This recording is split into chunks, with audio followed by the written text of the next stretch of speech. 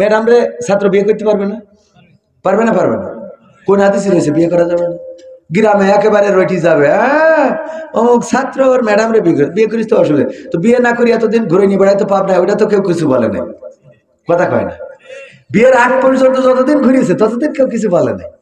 বিয়ের পরে খুব অসুবিধে, মারা যাওয়ার পরে মহিলারা মরে গেলি ওর আর পুরুষদের দেখতে দেবে না, অথচ ও যে এতদিন লিপস্টিক মেরিয়ে এগের কাপাই বেড়াইছে ওইটা কেউ কয় না। কথা কয় না? ও যে এতদিন ছাপাই কাপাই বেড়াইলো ওইটা নিয়ে কারোর কোনো প্রশ্ন নেই।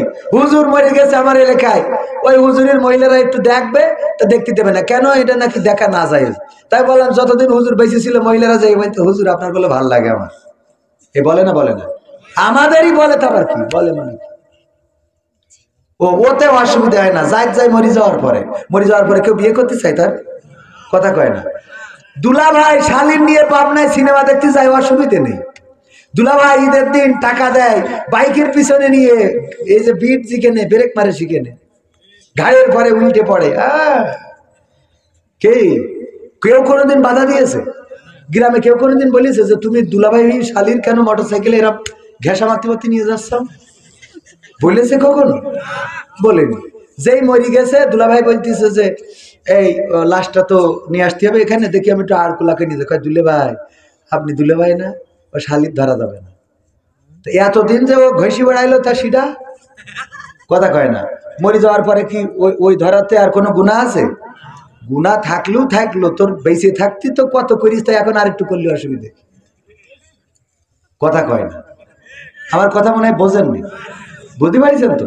আর একটা জিনিস বুঝাই, এই যে মোটর সাইকেল স্কুটি এখন অনেকেই চালাচ্ছেন, এই নিয়ে অনেক চুলখানি।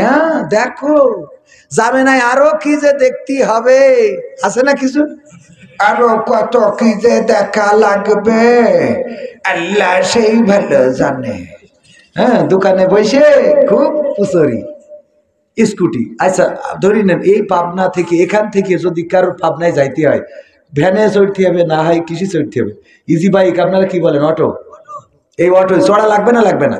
ইমার্জেন্সি একজন যাবে, ইজি বাইকে সব সিট পূর্ণ, খালি একটা খালি আছে। কয়টা? একটা খালি আছে, সবগুলোই পুরুষ, একটা সিট বাকি। উনার গাড়ি আধা ঘন্টা 1 ঘন্টা দাঁড়ায় রয়েছে, পায় নাই, ওই একটা এসেছে। ওই সিটি তার পাবনায় যাইতে হইলে বসা লাগবে না? লাগবে না? বসে এবার ঘষা খাওয়া লাগে না? লাগে না? ও নিয়ে কোনোদিন কারোর ফতোয়া নেই, অথচ একটা স্কুটি থাকলে ঠুস করে নিজের মতো নিজে পাবনায় চলে যাবে, আবার বাড়ি চলে আসবে, কোনো ঝামেলা নেই, কারোর সাথে ঘেঁষা লাগালাগি নেই। ওখানে দাঁড়ায় থেকে বারবার বলা লাগে না। ভ্যানে চড়িলেও তো নিরাপদ না। ভ্যানে যদি মহিলা একটা থাকে, ও ভ্যানেলা সিটি বসে না, ও পাশে বসে, মনে হয় ওর ডার্লিং নিয়ে যাচ্ছে। ঠিক না? ঠিক সত্য বলছি না মিথ্যা বলছি? ও পাশে বসে গল্প করে, ভাবি দিলীয় ভাই কানে থাকে। আরে বাবা, ঠিক না বেটে? ওতে কোনোদিন জাত গেল না, কোনোদিন হাদিস তরক হইল না, কোনোদিন কোরআনের বাইরে গেল না। যে স্কুটি চালাচ্ছে ওইটা না যায়। এইগুলো আমাদের চিন্তার পরিবর্তন ঘটানোর দরকার আছে না নাই? একজন নামাজ পড়ে দাড়ি নাই, আর একজন দাড়ি নাই নামাজও পড়ে না। তাইলে যে নামাজ পড়ে দাড়ি নেই, অন্তত যে নামাজ পড়ে না দাড়িও নেই, তার থেকে তো এ ভালো। কথা কয় না? আমাদের ফতোয়া হলো দাড়ি নেই আবার তুই নামাজ পড়া বাইরে, আচ্ছা তোরে নামাজ পড়তেই বললে আছে কি আছে না নাই? অথচ যেটা ক্যারাম বোর্ড খেলতেছে ওর কোনোদিন বললো না যে ভাই এটা বন্ধ করে একটু মসজিদ দিছো? বলেছে? বলেন আপনারা? বাচ্চারা যদি মসজিদে যায় একটু হাসাহাসি করে, একটু জুম্মার দিন, ওরে বাবা ওই যে বলছিলাম আত্তাহিয়াতুলিল্লাহি ওয়া সালাওয়াতু ওয়া তাইয়্যিবাতু, কাজ চাইলি যে হাসছে, আল্লাহুম্মা সাল্লি আলা মুহাম্মাদ, নামাজ সালাম ফিরলি ধরবো, আল্লাহুম্মা সাল্লি আলা মুহাম্মাদ ওয়া আলা আলি মুহাম্মাদ, নামাজটা শেষ হোক, ধরতেছি দাঁড়া, আল্লাহুম্মা সাল্লি আলা মুহাম্মাদ, আসসালামু আলাইকুম ওয়া রাহমাতুল্লাহ। এই কাজ চাইলি নাই, এই কাজ ধরি নাই করে কাজ চাইলি ধরি নাই। অথচ এই বাচ্চাটা ওই যখন মানুষের কলার খান্দি চুরি করে, এর গাছের ডাব চুরি করেছে, ওর পেয়ারা পেড়িয়েছে, ওর মুরগি বাড়ায় মেরে ফেলিয়েছে, ও নিয়ে কোনোদিনে মুরব্বী বাধা দিন দেখেছেন? কোনোদিন? ক্যারাম বোর্ডের আড্ডায়, তাসের আড্ডায়, জোয়ার আড্ডায় বাচ্চারা বিড়ি খাচ্ছে দোকানের পিছনে, যেয়ে দোকানের সামনে ওর আব্বারা খায় আর ছেলেরা দোকানের পিছনে। ঠিক না ঠিক? কারণ আব্বাকে সামনে সম্মান করি খায় না, পিছনে যে খায়, তো পিছনে বিড়ি টাইনতেছে। কোনোদিনে মুরব্বী জানে যে পিছনে মাল টাইনতেছে, তাও কোনোদিন কিছু বলে না। কথা কয় না? 14ই ফেব্রুয়ারি কত পাকামো হবে, এ নিয়ে কোনো বাধা নেই। কিন্তু একজন বিয়ে দিচ্ছে বা বিয়ে করছে, মেয়েটার বয়স 17 বছর 11 মাস, এখনো 1 মাস বাকি আছে, 18 হতে। অমনি আইনের লোক চলে এসে বিয়ে বন্ধ, ওর মা বন্ধ, বাপ বন্ধ, সব ধরে নিয়ে আসে। যায় না, যায় না। অথচ ওর যে কয়দিন আবাসিক হোটেলে নিয়ে থাকলো, 3 বার বাচ্চা নষ্ট করিয়েছে, ওতেও অসুবিধা নেই, কথা বলে না। ঠিক না বেঠে? আমাদের এই চিন্তা কবে পরিবর্তন হবে, কবে পরিবর্তন হবে? এইগুলো নিয়ে আমরা কথা না বলি। আর মসজিদে দেখেছি যে বুড়োগুলো খাবে, এরা যৌবনকালে মানসির বেড়া ভেঙে বেড়াইছে। ঠিক না বে? ঠিক। মানসির বেড়া ভেঙে বেড়াইছে, নিয়ে নামাজ কালামের তো পালাই ছিল না। প্রবাসীদের বউ তো একটাও ভালো থাকতে দিন। হ্যাঁ, সেইগুলো এখন বুড়ো বয়সে যখন মেশিন সব নষ্ট হয়ে গেছে, যাওয়ার পরে এইবার আরে বাবা মসজিদে আল্লাহ আল্লাহ আল্লাহ আল্লাহ, জিকির করো জিকির করো, কবরে যাওয়া। তোর তোর তোর তোর কবরে তুই আরো আগে যাবি, তুই দূর হ। ঠিক না বেটে? হ্যাঁ, তাহলে ভালোবাসা যদি শিখতে হয় কার কাছে শিখতে হবে? রাসূল সাল্লাল্লাহু আলাইহি সাল্লামের কাছে। খাদিজা রাদিয়াল্লাহু তাআলা আনহাকে সবাই যখন উপহাস করতেছে, আল্লাহ রাসূলের স্ত্রী খাদিজা সবাইরে দাওয়াত করলো। সবাইরে কি করলো? দাওয়াত। মক্কার যারা লিডার ছিল, বড় বড় ধনীওয়ালা, টাকাওয়ালা, ওবায়দুল কাদের, ফখরুল ইসলাম আলমগীর, তারপরে শামীম ওসমান হাফিজাউল্লাহ, হ্যাঁ, তারপরে শেখ হাসিনা, খালেদা, সবাই দাওয়াত করেছে। তখনকার সময় বোঝেননি, তখন এ যারা পাওয়ারে ছিল, সবাই দাওয়াত করে এইবার বলতেছে, শোনো, এই যে দলিল ইসলাম, এখানে দেখো আমার যত সম্পদ আছে সব এই যে আমি সাইন করে দিছি, সব মুহাম্মাদের নামে দিয়ে দিছি। এখন আমি একেবারে জিরো। কি? কিছুক্ষণ আগে আপনার পকেটে 1 লাখ টাকা আছে, ওটা যদি আমার দিয়ে দেন, 1 লাখ টাকাই ছিল পকেটে, এখন দিয়ে দেওয়ার পরে আপনার পাবনায় যাওয়ার আর ভাড়া আছে? তার মানে আপনি এখন কি? জিরো।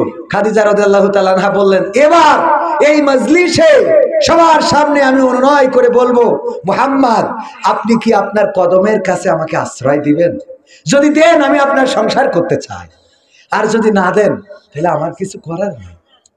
আল্লাহ রাসূল সাল্লাল্লাহু আলাইহি সাল্লামকে সমস্ত সম্পদ লিখে দিয়ে রাসূলকে রাজা বানিয়ে বলল, আমি আপনার কদমের কাছে আশ্রয় চাই।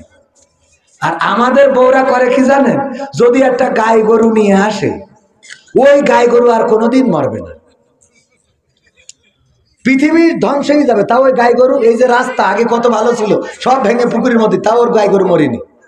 যদি আমার ভাইজান, আমার শ্রদ্ধাভাজন প্রিন্সিপাল সুপারিনটেন্ডেন্ট, উনি কোনোভাবে পাবনায় 5 শতক একটা জমি কিনতে পারে, স্ত্রী যদি বলে, বিবি চলো আজকে ওই 5 শতক জমি রেজিস্ট্রি হবে, চলো তুমি একটু সাথে থাকো, এটা তো অনেক আনন্দের সংবাদ, এত দামের জমি আমি কিনতেছি।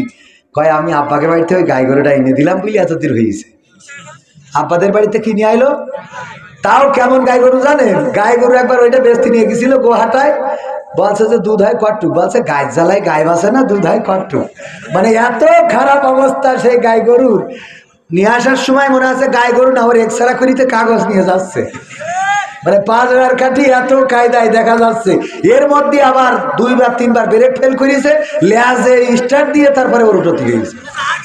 সেই গরু দেওয়ার পরে আর মরে না। এবার উনি করিস কি, ওই যে 5 শতক জমি কিনিল পাবনায়, ওই জায়গায় 5 তলা একটা ফ্ল্যাট করেছে। করার পরে স্ত্রী বলছে, চলো আজকে ফিতে কেটে এই ফ্ল্যাটটা তুমি উদ্বোধন করে দিবা। বলছে যে আব্বাকে বাড়িতে গাই গরুটা আনিলাম বলে এত দূর হয়েছে। এরপরে একটা 4 চাকার গাড়ি কিনেছে, এক্স করোলা বা প্রিমিও যাই বলেন। কেনার পরে স্ত্রী বলছে যে চলো আজকে গাড়িটা কিনলাম, তুমি সিটি বসবা আর আমি এই সিটি আমি চালাবো, পুরো পাবনা শহর তোমার ঘুরাই দেখাবো, আমার নিজের টাকায় কিনা গাড়ি। বলছো অত অহংকার করি না, আব্বাকে বাড়িতে গায়ে গরুটা এনে দিলাম বলে, আব্বাদের বাড়িতে গায়ে গরুটা এনে। আমার তো বিশ্বাস সুপারিনটেন্ডেন্ট যদি জান্নাতে যায় আর ওই সিঁড়িতে যদি স্ত্রীর সাথে দেখা হয়, ধাক্কাতে বলবো আব্বাকে বাড়িতে গায়ে গরু আনিলাম বলে একসাথে জান্নাতে। খুঁটা দিয়া বন্ধ হয় বলেন? ঠিক না ভাই? ঠিক। ওর বাপের বাড়িতে যা নিয়ে আইলো, ও যত যাই হোক, গুড় নিয়ে আইছে, চিনি দোয়া, তাও ওইটা 3 নম্বর খাঁটি, 1 নম্বর না 3 নম্বর খাঁটি। যা যা বাপের বাড়িতে গরু নিয়ে আইলো, দুধ 1 পাও হয় না, ওইটাই ছিল সেরা গরু। মোটরসাইকেল একটা নিয়ে আইলো, পাবনায় যাতে যে 3 বার ঠেলে স্টার্ট করতে হতো, ওইটাই নাকি সবচেয়ে দামি গাড়ি। ঠিক না বেটে? আব্বাদের বাড়িতে যা আনবে সব ভালো, আর আমার বাপ যা করে দিয়েছে একটাও ভালো। কিছুই চলে না, ঠিক না বেঠিক? এই চরিত্র চেঞ্জ করার দরকার আছে না নেই? তাহলে ভালোবাসা শিখতে হবে কার কাছে? বিশ্ব নবীর স্ত্রীর যে ঘটনাটা বলছিলাম, ইন্তেকালের সময় আল্লাহর নবীর স্ত্রী বললেন তিনটা অনুরোধ, আমার এক কাপড়ের কাপড় আপনার জামা দিয়ে আমার কবরে গড়াগড়ি দিবেন, আর আমার মুনকার নাকিরের প্রশ্নের জবাবটা আপনি দিয়ে দেবেন। এই কথা বলার পরে যখন ইন্তেকাল করলেন বিবি খাদিজা রাদিয়াল্লাহু তাআলা আনহা, ইন্তেকালের পরে আল্লাহর নবী জানাজার কাফনের কাপড়টা নিজের জামা দিয়ে করলেন, কবরে গড়াগড়ি দিলেন। তারপরে 3 নম্বরের জন্য কবর দেওয়ার পরে অপেক্ষা করতে লাগলেন। না ফেরেশতারা আসে না, আসে না, আসে না। হঠাৎ করে জিবরাইল আলাইহিস সালাম এসে বললেন, ওগো নবী আপনি বাড়িতে চলে যান, আপনি বাড়িতে চলে যেয়ে আপনার কন্যাদেরকে সান্ত্বনা দেন। আল্লাহর নবী বললেন, ওগো জিবরাইল তুমি কি জানো না মারা যাওয়ার পরে যে ওসিয়ত করে যায় সেটা পালন করা লাগে। কি এমন ওসিয়ত করেছে? আমার বিবি 3টা ওসিয়ত করেছিল, একটা যেন আমি তার কাফনের কাপড় দিই, আমি যেন কবরে গড়াগড়ি দিই, আর আমি যেন তার মৃত্যুর পরে তার মুনকার নাকিরের প্রশ্নের জবাব আমি দিয়ে দিই। এই জন্য দাঁড়িয়ে আছি, আগের 2টা তো করা শেষ। আল্লাহর নবীকে ফেরেশতা জিবরাইল জানালেন, ওগো বিশ্ব নবী যেই খাদিজা কবরের প্রশ্নের জবাবের এত ভয় পেয়েছে, সেই খাদিজার প্রশ্নের জবাব আল্লাহ রাব্বুল আলামিন আরশে আজিম থেকে দিয়ে দিয়েছে। সুবহানাল্লাহ, সুবহানাল্লাহ বলবেন না?